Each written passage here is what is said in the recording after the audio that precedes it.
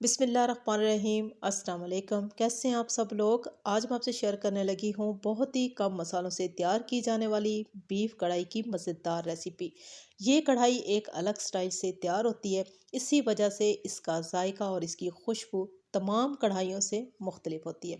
इसकी तैयारी के लिए हम सबसे पहले कुकर का इस्तेमाल करेंगे, क्योंकि हमने गोश्त को अच्छे से गला लेना है। हमने लिया आधा किलो बीफ का गोश्त, अच्छी तरह से वॉश करने के बाद कुकर में डाल दिया। अब हम इसमें प्याज का इस्तेमाल करेंगे।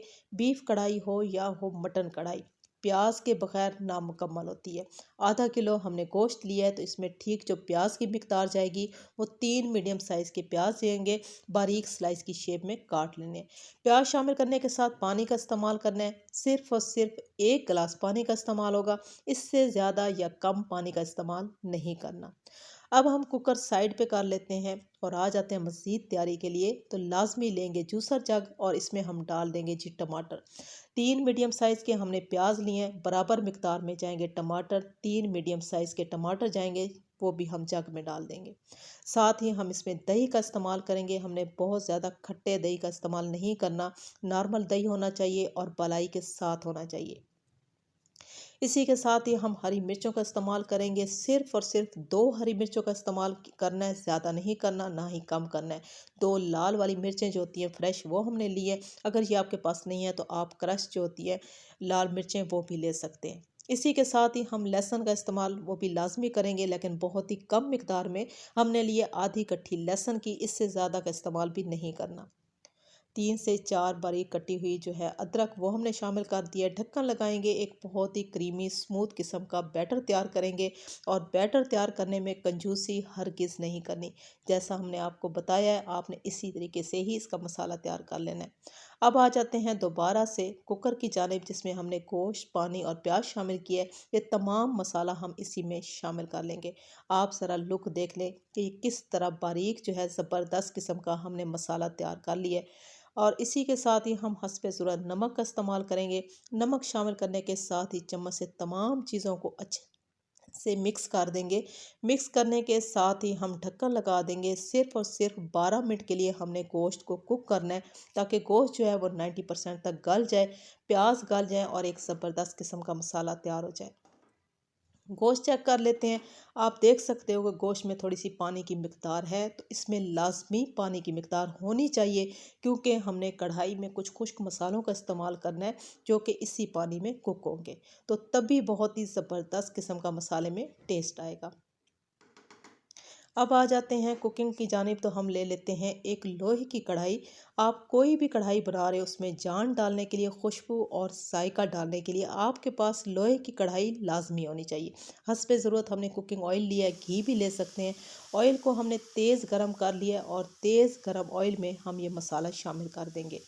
घी हो या ऑयल हो, उसमें कच्चे ऑयल या घी का इस्तेमाल मसाले में नहीं करना। सबसे पहले उसको अच्छे से पका लेना है। अब हम इसमें बहुत ही कम मिकदार में लाल मिर्चों का पाउडर लेंगे। 2 छोटे चम्मच भर के लेंगे हम सूखा धनिया पाउडर।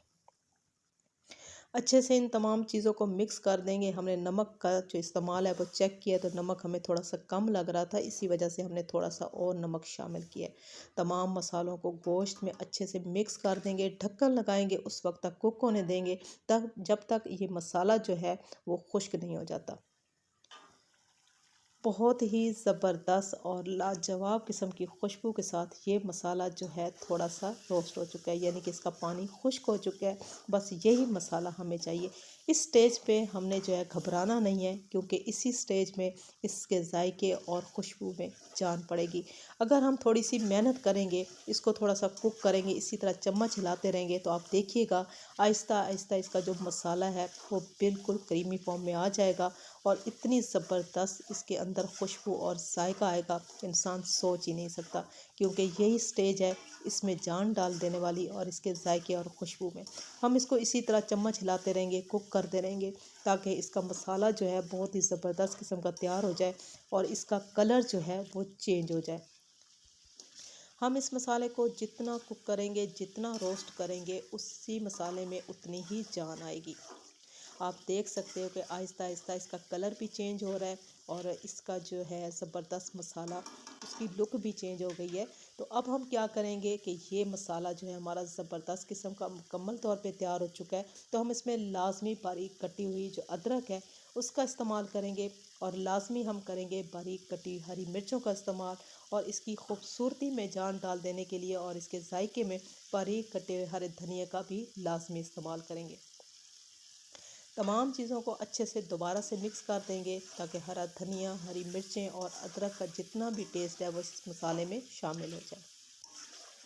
ये बहुत ही आसान सादा से मसालों से तैयार की जाने वाली ये सादा सी बीफ कढ़ाई जो कि इंतहाई जायकेदार खुशबूदार तैयार होती है, मुकम्मल तौर पे तैयार हो चुकी है। चूल्हे को हम ऑफ़ कर देंगे और आपको दिखाते हैं जी इसकी फ़ाइनल लुक। ये आसान और सादा सी रेसिपी आपको कैसी लगी? अच्छी लगी हो तो मेरी आपसे रिक्वेस्ट है कि आप मेरे चैनल को सब्सक्राइब कर लें, मेरी वीडियो को लाइक और शेयर ज़रूर कर दें। इस आसान सी रेसिपी को आपने एक बार ज़रूर ट्राई करना है। इसका जायका और इसकी खुशबू कैसी लगी आपने मुझे कमेंट्स में ज़रूर बताना है। मेरे बनाने का तरीका कैसा लगा ये भी बताना है। अल्लाह हाफिज़।